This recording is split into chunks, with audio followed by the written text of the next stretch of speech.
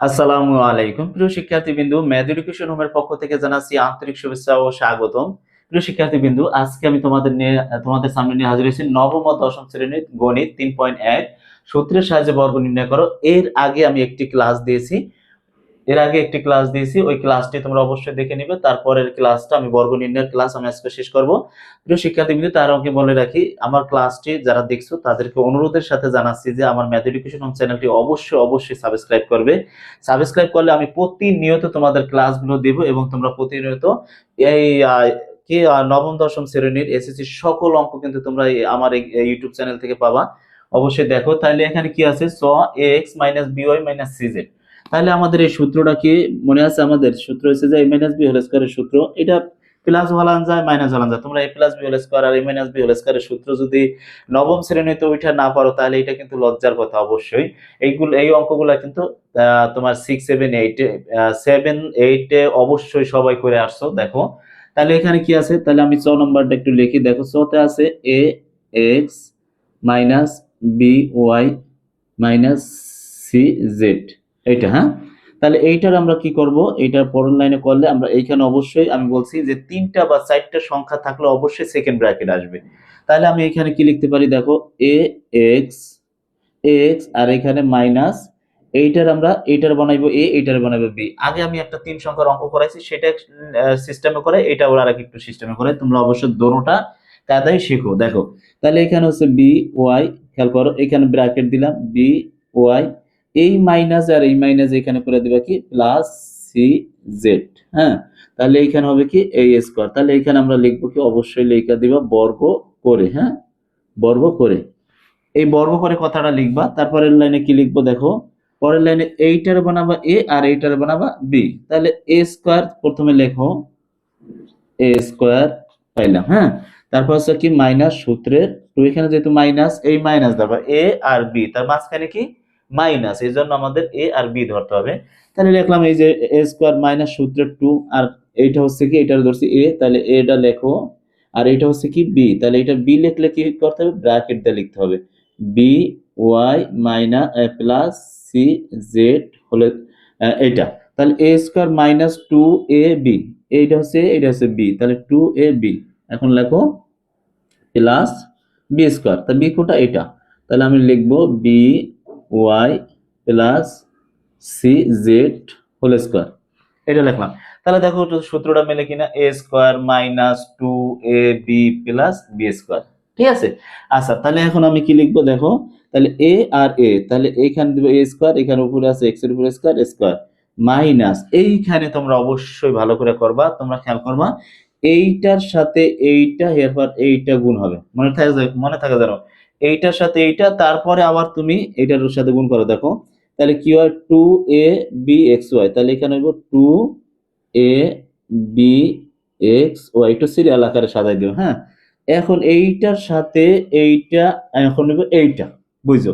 তাহলে তুমি আগে সাইন চেঞ্জ করো, এই মাইনাসে আর এই প্লাস হয়ে যায় কি মাইনাস, বুঝছো? এখন তুমি এইটার সাথে এইটা গুণ করো, তাহলে হবে কি, দেখো টু এ, তারপর আসবে সি, তারপর আসবে এক্স, তারপর আসবে জেড। এখন তুমি এইখানে প্লাস দাও। এখন এইটুকু করা শেষ, এখন তোমার এইখানে কিন্তু আরেকটা সূত্র বসবে, এ প্লাস বি হোল স্কয়ারের সূত্র বসবে। তাহলে এ প্লাস বি হোল স্কয়ারের সূত্র তোমরা অবশ্যই পারো, বি ওয়াই মানে এ স্কয়ার প্লাস সূত্রের টু, আর এটা হচ্ছে এ দিলাম, আর এটা হচ্ছে বি, এটা বি দিলাম প্লাস কি লিখবো, বি স্কোয়ার। তাহলে বি কোনটা, বি হচ্ছে এইটা, তাহলে বি স্কোয়ার দিয়ে দিলাম। এখন আমি লিখতে পারি কি, দেখো a square x square minus two A b x Y minus two a c x Z plus B square Y square, এটার উপর স্কোয়ার আছে, ওয়াই এর উপরও স্কোয়ার আছে, তাই প্লাস টু, এখানে লিখবো টু, এখানে আছে কি বি সি ওয়াই জেড, এখানে লিখবো কি সি স্কোয়ার জেড স্কোয়ার। এখন তোমার এটার দিক তাকাইতে হবে কি যোগ বিয়োগ যায় কিনা, একটার সাথে একটা মিলে কিনা। তাহলে এনে স্কোয়ার এক্স স্কোয়ার কোন হারও না, এটা যাবে না।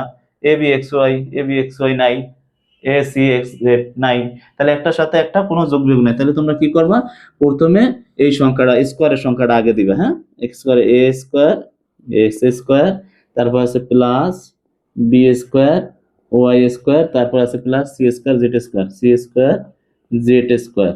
তারপরে তোমরা এটা লিখবা minus 2ab X Y minus 2ac X Z plus 2bcy Z.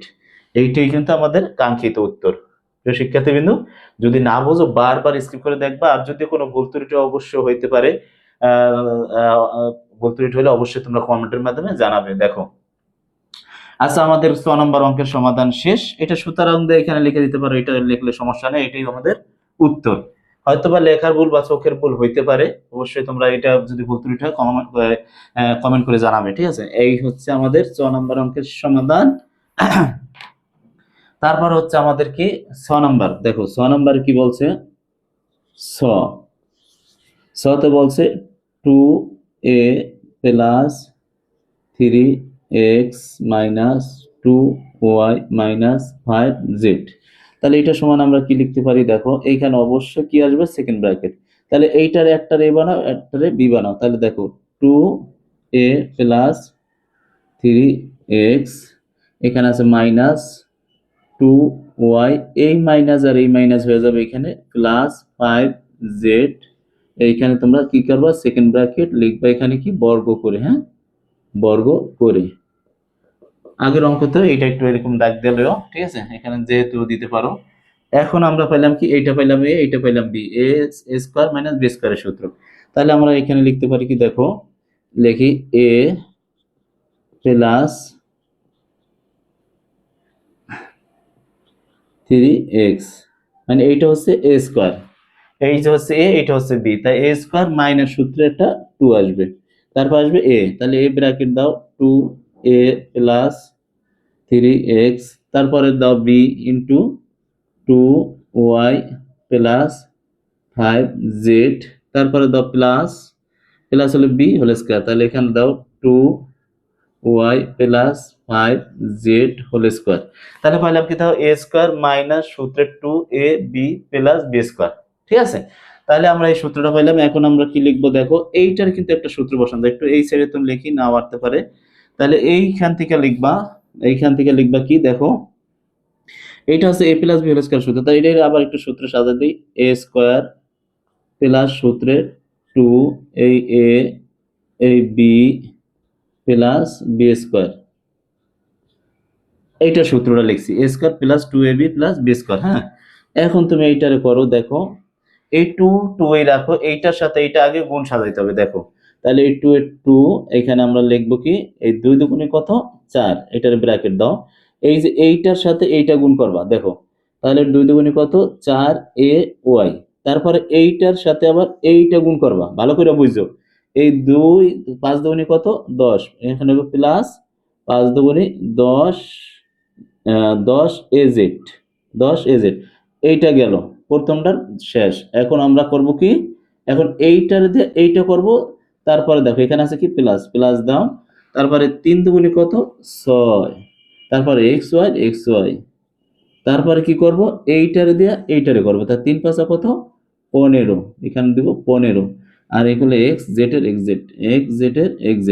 এই হচ্ছে আমাদের এইটার দ্বারা এই দুইটারে গুণ করব, এইটার দ্বারা এই দুইটারে গুণ করব, ঠিক আছে। আশা করি শিক্ষার্থীবৃন্দ তোমরা একটু আস্তে আস্তে স্ক্রিপ্ট করে সম্পূর্ণ ভিডিওটি দেখবে। এখন এইটা লিখলাম, এখন এইখানে একটা আছে না, দেখো তো a plus b whole square, তাহলে এইখানে আবার তোমার একটা সূত্র বসাইতে হবে। তাহলে 2y মানে a স্কয়ার প্লাস সূত্রের 2a, তারপর হচ্ছে যে b plus b square 5z whole square, এইটা।